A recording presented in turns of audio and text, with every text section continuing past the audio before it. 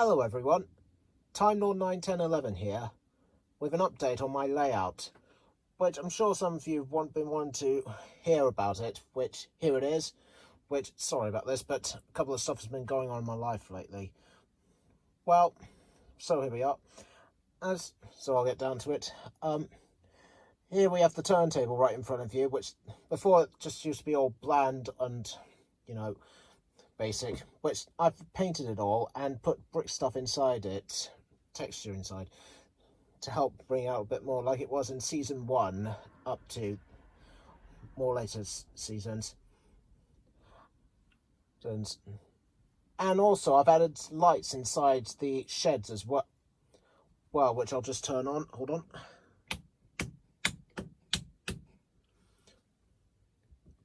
Which you can't see much of that like this at the moment, so I'll just turn off the lights. Hold on a minute.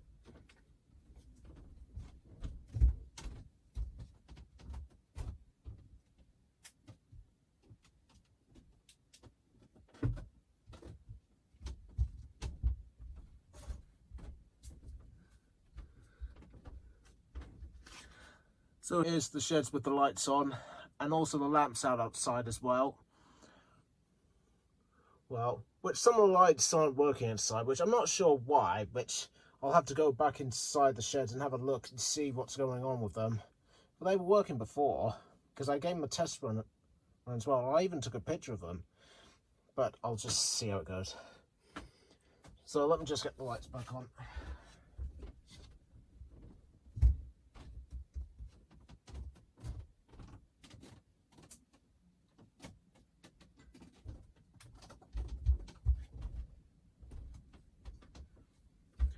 So there we have it,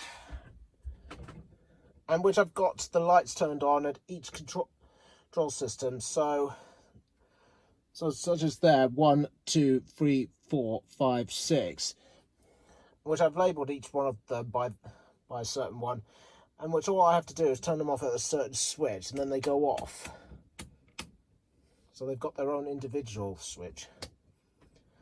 So say if no engine was like in certain areas there, then I would just turn that off, and if an engine was in there, I would turn off the light for that one only, then so the others wouldn't go on.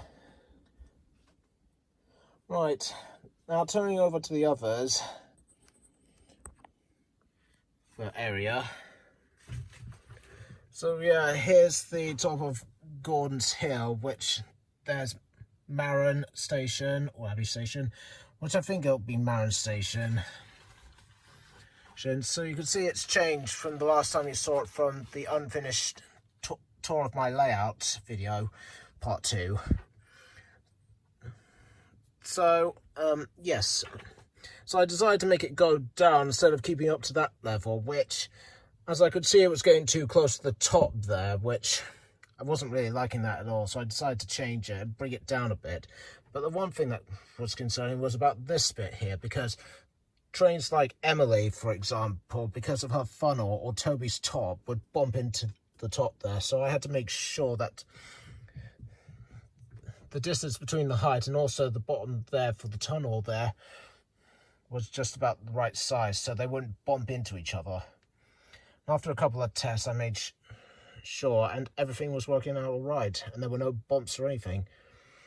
And yes, the track used to run down there in order to get up to the top here, but I changed that so it would go down to there, then join up to the tunnel over there to where Waite Station is. And I also used thin plywood for the top there to make sure that everything was all right, so the engines would bump into it when coming up this bit here. Yeah, and I've also used wood here to make sure that everything is sitting on perfectly and the tracks sit down as well.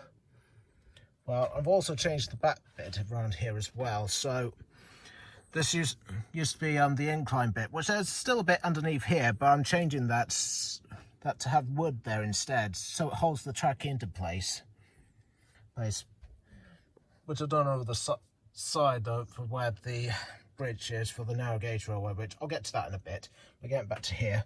I've also been working on the station here as well, which I've been using a bit of wood stuff here, which comes from a packaging from a shelf that me and my dad bought earlier when I was doing shelf in my room. Right, so it's good. So it's good stuff to cut out and shape it to the right sort of way. And all the stuff at the back here, that's going to change bits. So I'll cut off that bit there and add some newspaper bits to fill in as the hill bit. Make it more like one from season 1 of Thomas and Fred's, but see how I go. And also I'll add the road bit in the back here as well, which I'll need to add some more filler inside there. And get this stuff covered up with newspaper bits as well. Not sure if I just said that, but I'm trying to keep on track of things.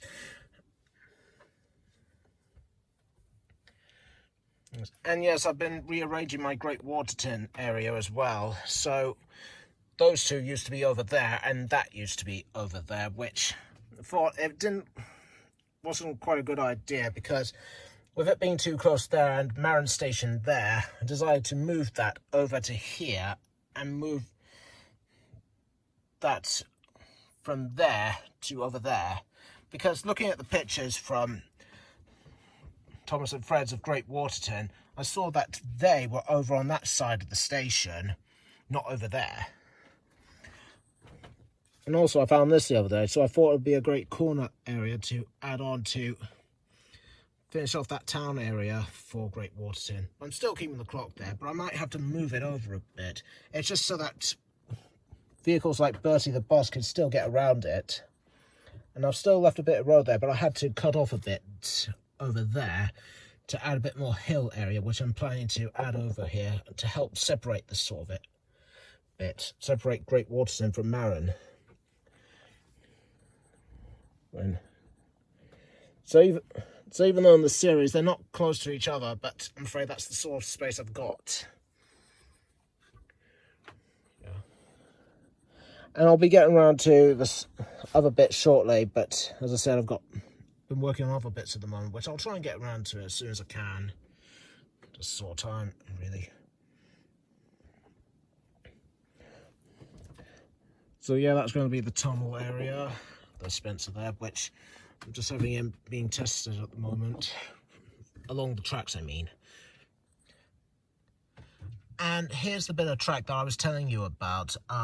So all this used to be polystyrene, the base here on this sort of area, but as I saw as I was running the trains over there, it wasn't working because it wasn't holding the tracks down, and some of the trains were just being bumped off at the junction area there. So yeah, that's the bridge over to Scarlow Railway. Scarlow's Railway, excuse me. And also there's the tracks there that run down towards Brendam Docks, and the tracks there that run towards the tunnel over there. So this needs to be changed, and also I thought it wasn't looking very good to begin with, so changed it to make it a bit more structured, so the tracks could be pinned down securely when trains run over this area.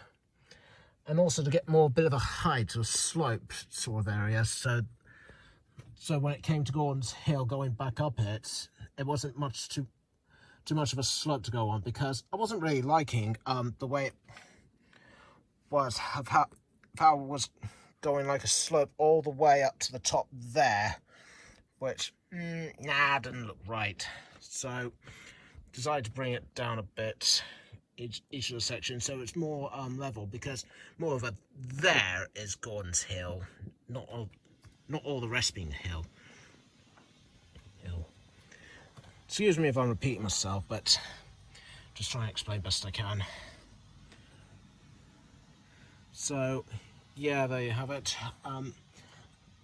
Over to Knapford Station, which I managed to add another roof onto it. So as you saw before, that there were 3 there, but now there's another one there, so I finished off that bit, which I thought it was about time, because it was getting empty and nothing was getting done about it, and Knapford Station wasn't looking entirely complete. It's still not complete, but as I said, get round to it.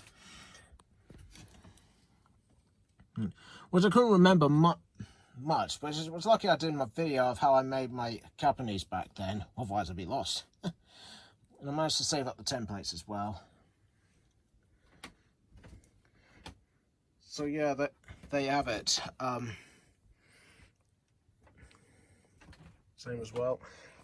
And which I'm working on some express coaches from Oki Model Railway Shapeway Store, which thanks to him for doing all that, which they're very useful, which as soon as I get the nuts and bolts to get them pinned down and stuck in, then I'll be working on making those coaches as well. Back to the layout, which I think I might be working on the hill over there as well, because some of the tracks are bumpy there, and as I've seen with running the engines while testing over that hill area, because when I was testing that bit, Spencer's coach there, it was coming off the side bit over there, which it was jumping off, which couldn't understand why, so I had to sand that down in order to get that sort of place, which it sort of worked, which it was still bumping. But then I changed those tracks so it'd be flexi track there, as you can see there, and running over now, Spencer's coach doesn't bump over or derail at all. But I'll need to work on the other tracks over on Gordon's Hill, because even though they're all right, but they're just not securing down at the moment, which I'll have to probably place a bit of wood inside, but we'll see how it goes. I'll see if I have a bit more update for you on my layout if I can, but may not be for a while, but I'll see what I can do. I can't make any promises on it, but we'll see. If you have any suggestions or tips on how I could do some of the areas a bit more better in the areas that I've shown you on the updates on the area of my layout, then please feel free to add on, but only appropriate ones, because any inappropriate I'll just delete off.